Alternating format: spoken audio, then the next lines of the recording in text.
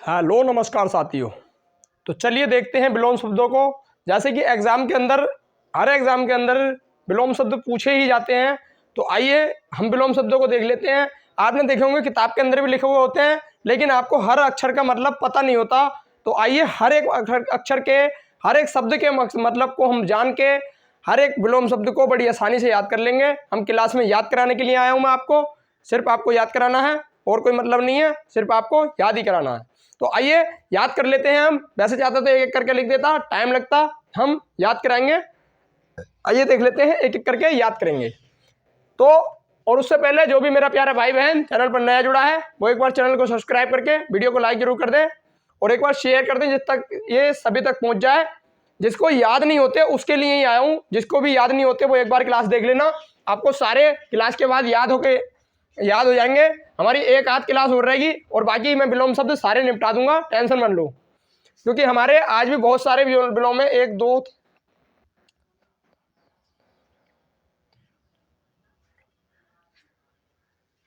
लगभग 70 विलोम है हमारे, और लगभग 70 विलोमों को हम बड़ी कम समय में याद करेंगे। लगभग 10 मिनट में हम सारी चीज याद करेंगे। आता है अमृत। अमृत का मतलब होता है अमृत, यानी कि किसी की जान बचाने वाला होता है अमृत। और विष, विष होता है किसी की जान लेने वाले को विष कहते हैं, और किसी की जान बचाने वाले को आप अमृत कहते हैं। जैसे आप जानते हैं कि के अमृत पी लेना, अमृत बच जाएगा, उसे कहते हैं, और विष पी लेना तो मर जाएगा। अथ माने अथ, अथ माने इति, इति माने होता है शुरू का, अथ माने होता है अंत का। इति माने शुरू का, क्या इति श्री कर दो, और अथ माने अथ में अंत कर दो। तो आप इसे जानते हैं, इति श्री कहते हैं ना, कि इति किसी भी काम को करते हैं, कहते हैं श्री गणेशाय नमः, कहते हैं नहीं। तो आप जानते हैं कि इति श्री माने होता है समाप्त होना, और अथ माने होता है शुरू करना। तो अथ माने शुरू करना, इति श्री माने, इति माने समाप्त करना। आता है आरोह और अवरोह। आरोह मतलब आरोह होता है आरोहण और अवरोहण। आपने देखा होगा मैथ के अंदर कुछ संख्याएं होती हैं, अवरोह और आरोह, यानी कि आरोह वो संख्याएं होती हैं, आरोह वो संख्याएं होती है जो 1 2 3 4 5 6 7 8 यानी शुरू से लेकर अंत तक जाएं। समझते हो, जो शुरू से लेकर अंत तक संख्याएं जाती हैं उन्हें हम आरोह कहते हैं।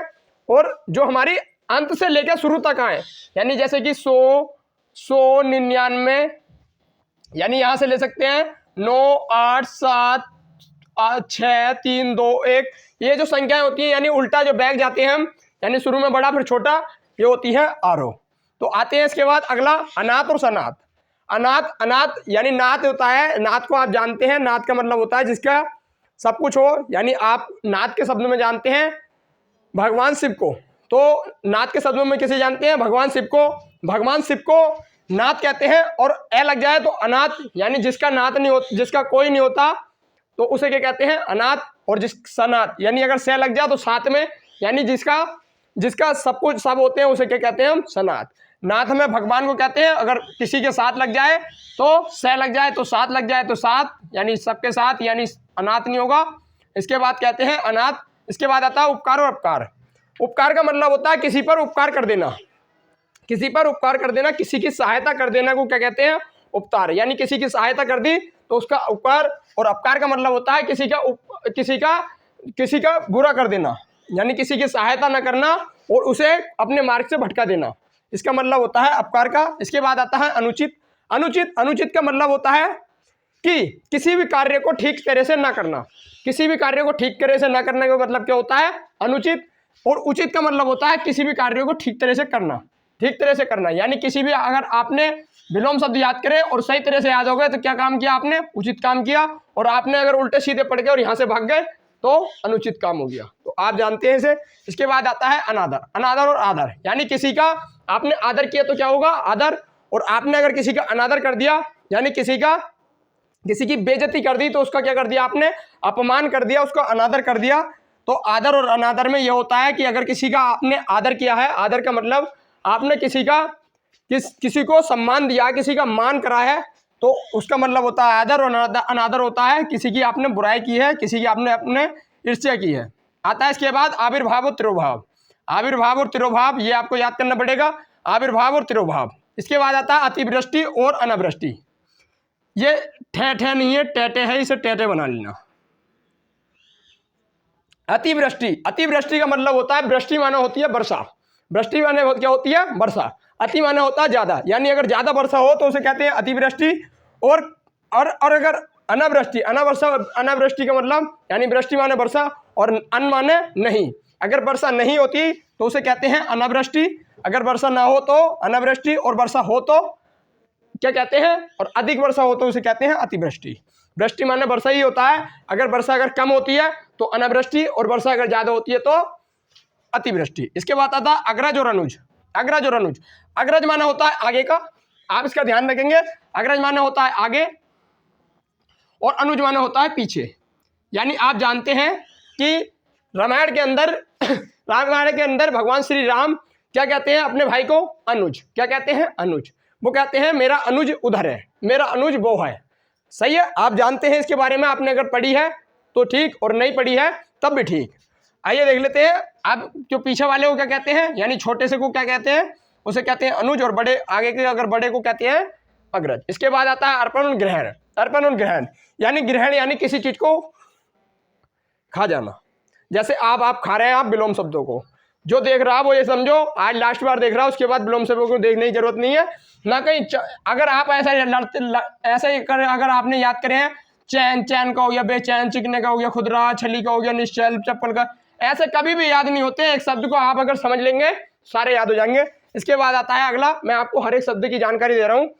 अर्पण, ग्रहण, ग्रहण माने खाना, और अर्पण, अर्पण माने किसी को देना। अर्पण माने होता है किसी को दूसरे को दान कर देना, ग्रहण माने खुद का लेना। इसके बाद आता है इकट्ठा और बिखरा हुआ। किसी काम को आपने अगर सही तरह से ठीक तरह से कर दिया, और ऐसा मान लें कि अगर कहीं पर सेब बिखरे हुए हैं और आपने इकट्ठा कर दिए तो क्या हुआ, आपने सही काम करा है। लेकिन अगर सेब भरे रखे हैं और आपने क्या कर दिया, बखेर दिया, तो ये उल्टा काम हो गया नहीं। किसको, एक आदमी तो सेब बखेर रहा है और एक उखेड़ रहा है। इसके बाद आता है उत और इत। इसके बाद आता है उत्थान और पतन। ईद और मुहर्रम का ध्यान रखेंगे, ये हमारा इंपॉर्टेंट होता है। कभी कभी आप इसे कंफ्यूज में रह जाते हैं, तो ईद और मुहर्रम को ध्यान रखेंगे, ईद और उत को भी ध्यान रखेंगे। ये मैंने अभी बताया था, यहाँ से आप ध्यान रखेंगे। या था उत्थान और पतन। ये उत्थान माने किसी चीज का उदय होना, और पतन माने किसी चीज की समाप्ति होना, तो आप जानते हैं इसे। इसके बाद आता है उन्नति और अवनति। उन्नति माने विकास करना, यानी कि अब आप पढ़ेंगे और लिखेंगे, एक अच्छे आदमी बनेंगे तो क्या करेंगे, विकास। और इसके बाद आता है विकास और अवनति। अवनति का मतलब अगर आप पढ़ते लिखते नहीं है और इधर उधर टहलते हैं तो क्या कर रहे हैं आप, अपनी अवनति। इसके बाद आता है नेक्स्ट श्रोता और वक्ता। जैसे कि मैं वक्ता और आप श्रोता, यानी मैं कुछ सुना रहा हूं और आप उसे ग्रहण कर रहे हैं, तो आपको इसका ध्यान रखना है, श्रोता और वक्ता।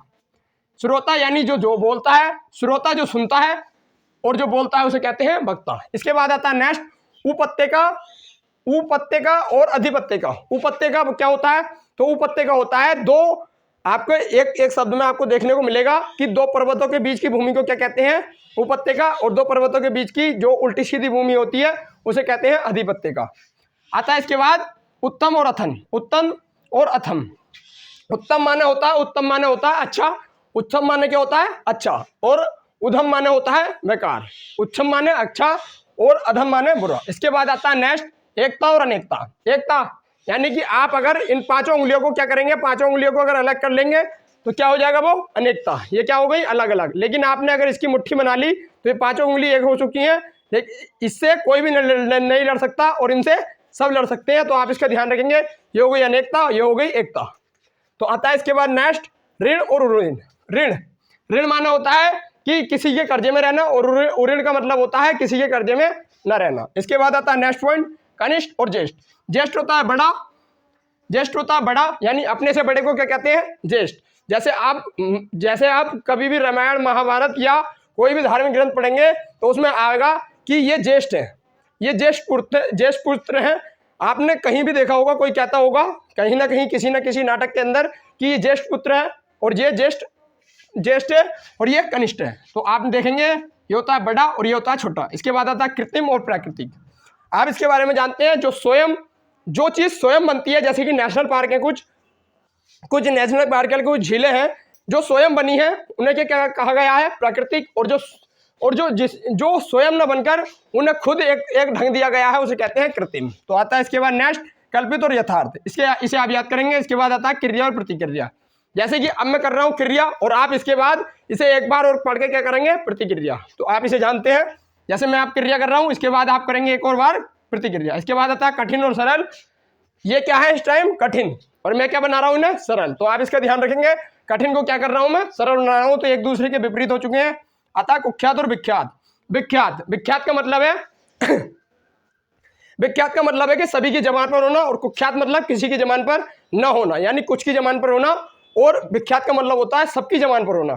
सबकी जबान पर जो होता है उसे विख्यात कहते हैं, और जो कुछ लोगों की ही जबान पर होता है उसे क्या कहते हैं, कुख्यात। तो आइए इसके बाद बढ़ते हैं नेक्स्ट, खंडन और मंडन। खंडन और मंडन से आप देख सकते हैं, खंडन का मतलब होता है जैसे खंडित कर दिया हो, यानी कि अगर ये मार्कर है तो इसे मैं तोड़ के अगर फेंक दूं तो क्या हो जाएगा, ये अगर मैंने इसे तोड़ के अगर इसके टुकड़े कर दिए तो क्या हो जाएगा, तो ये हो जाएगा इसका हो जाएगा खंडन। लेकिन अगर मैंने एक और मार्कर इस तरह का बना दिया तो क्या कर दिया मैंने, मर दिया, यानी वो मंडन कर दिया। आता है इसके बाद गुरु और लघु। गुरु माने होता है बड़ा और लघु माने होता है छोटा। तो आप इसे ध्यान रखेंगे, जैसे कि हमारी गुरु की मात्रा गुरु माने होता है छोटा और लघु माने छोटा, यानी कि हमारी लघु की मात्रा ये होती है और गुरु की लघु की मात्रा ये होती है और गुरु की ये होती है। तो आप इसे ध्यान रखेंगे। इसके बाद आता है नेक्स्ट, ग्राह्य और त्याग्य। जिसे त्याग दिया हो उसे क्या कहेंगे, त्याग्य। जिसे त्याग दिया हो। इसके बाद आता है ग्राह्य, जिसे ग्रहण कर लिया हो। आता है चैन और बेचैन। चैन और बेचैन का मतलब होता है जिसमें किसी भी प्रकार की कोई चीज ना हो, यानी कि जो हमेशा एक दूसरे से बिचली रहता हो उसे कहते हैं बेचैन, और जो एक तरह का रहता हो उसे कहते हैं हम ये क्या, ये चैन से रह रहा है। इसके बाद आता है चिकना और खुदरा, यानी अगर आप देखेंगे शीशे के आपने अगर 2 गिलास लिए और शीशे के 2 गिलासों को आपने एक को तो तोड़ दिया और एक को सही रहने दिया, तो यानी आपको खुद ही पता चल जाएगा कि दोनों एक दूसरे के विपरीत हो चुके हैं, यानी एक तो चिकना है और एक खुदरा। इसके बाद आता है नेक्स्ट, छली और निश्चल। छली का मतलब वह होता है जो व्यक्ति कि आपकी आंखों में धूल झोंककर, यानी कि आपके सामने बैठा है और वो दूसरे से आपकी बात की बुराई करवा रहा है, तो उसे क्या कहते हैं हम, छली। यानी आपके ही सामने बैठा है, आपका ही साथ दे रहा है, लेकिन वो दूसरे से आपकी स्तुति करा रहा है, दूसरे से आपकी निंदा करा रहा है। तो आइए इसे हम देख लेता है। इसके बाद आता है चपल और गंभीर। गंभीर का मतलब होता है जो जिसकी हालत खराब हो, यानी जो परेशान हो उसे कहते हैं गंभीर। और चपल यानी जिस पर सब कुछ हो और जो बेकार ना हो उसे कहते हैं। इसके बाद आता है जंगली और घरेलू। घरेलू मतलब जो घर में रहता है, और जंगली मतलब जो बाहर रहता है उसे कहते हैं हम। इसके बाद आता है तीर और मंत्र, यानी कि इस टाइम मैं क्या कर रहा हूँ, मैं तीर गति से पढ़ा रहा हूँ और आप क्या कर रहे होंगे, उसे रीड कर रहे होंगे मंद गति से। तो आप इसका ध्यान रखेंगे। इसके बाद आता है तीक्ष्ण कुंती, इसे ध्यान रखेंगे। जल और थल, यह इसका मतलब स्थल भी आ जाएगा। इसके बाद आता है छाया और धूप, यानी कि छाया में छाया रहना और धूप में धूप हो जाना। इसके बाद आता है जागृत और सुप्त। इसके बाद आता है स्तुति और निंदा, यानी स्तुति माने किसी के सामने बोलना, और निंदा यानी उसी पर ही दूसरे से निंदा कराना, दूसरे से उसकी बात की उसका लोट कराना। इसके बाद आता है तृप्त और अतृप्त। इसके बाद आता है ज्वार और भाटा। आपने देखा होगा ज्वार और भाटा कोई वो नहीं है, कोई अपने वैसे शब्द नहीं है, ये एक फसल होती है। ज्वार और भाटा की क्या होती है, फसल नहीं होती है, ये चक्रवात होते हैं। ज्वार और भाटा क्या होते हैं, चक्रवात। तो ज्वार आता है हमारा अलग टाइम पर और भाटा आता है हमारा अलग टाइम पर, इसका आप ध्यान रखेंगे। इसके बाद आता है चल और अचल। जो चलता है उसे चल, और जो वहीं पर खड़ा रहता है उसे कहते हैं अचल, के ये अब नहीं चल सकता। चिरायु और अल्पायु। चिरायु आपने देखा होगा, आशीर्वाद कोई देता है तो वो क्या कहता है, चिरायु भव। और अल्पायु का मतलब क्या होगा, छोटी आयु। इसके बाद आता है गौरव और लाघव। गौरव का मतलब होता है अलग ही तरह का, इसे आप ध्यान रखेंगे। इसके बाद आता है नेक्स्ट कि घोष और अपघोष। घोष और सघोष, ये क्या होते हैं, ये हमारे 2 प्रकार के बड़ों को हम पढ़ते हैं, घोष और अघोष। गौरव आपको अगर आता है तो आप इसे भी देख सकते हैं, गौरव और लाघव को। मैं इसे नहीं बता रहा क्योंकि ये मेरा ही नाम है। आप सोचेंगे कि अपने नाम को भी ले आए, तो आप इसे खुद इसे याद कर लेना। वो मेरे नाम का मतलब होता है लाघव, अलग से उल्टा होता है इसका आता है गंभीर। गंभीर का मतलब बचाल, यानी जो कम बोलता है उसे गंभीर, यानी बीमारी से ग्रसित है तो वो गंभीर ही होगा। और बचाल यानी तेज से बोलना, यानी जैसे मैं बोल रहा हूँ। इसके बाद आता है कृष्ण और शुक्ल। ये हमारा कैसे कैसे संबंधित है, तो कृष्ण माने काला और शुक्ल माने क्या होता है, सफेद। तो इसका ध्यान रखेंगे, कृष्ण माने काला, शुक्ल माने सफेद। इसके बाद आता है कुलदीप और कुलांगर। इसके बाद आता है खाद्य और अखाद्य। खाद्य जो खाने योग्य हो और जो अखाद्य जो खाने योग्य ना हो। इसके बाद आता है कुल्टा और पतिव्रता। कुल्टा और पतिव्रता, पतिव्रता वो होती है जो अपने पति को ईश्वर से भी छीन लाए, जैसे थी सावित्री जो ईश्वर से भी छीन लाई थी। और कुल्टा वो होती है जो अपने ही सामने अपने पति को पिटवा देती हैं और अपने ही सामने अपने पति को पिटवा देती हैं, अपने पति को मरवा देती हैं, उन्हें क्या कहते हैं हम? उल्टा। इसके बाद आता है क्रूर है क्रूर। क्रूर माने होता है सख्त व्यक्ति, और अक्रूर होता है ढीला व्यक्ति। इसके बाद आता है रिजु और वक्र। वक्र माने होता है टेढ़ा और रिजु माने होता है सीधा। रिजु माने सीधा और वक्र माने टेढ़ा। इसके बाद आता है एकांकी और अंकांगी, इसे आप ध्यान रखेंगे। इसके बाद आता है उष्ण और शीत। ये हमारी दो प्रकार की क्या होती हैं? दो प्रकार की क्या बोलते हैं उन्हें?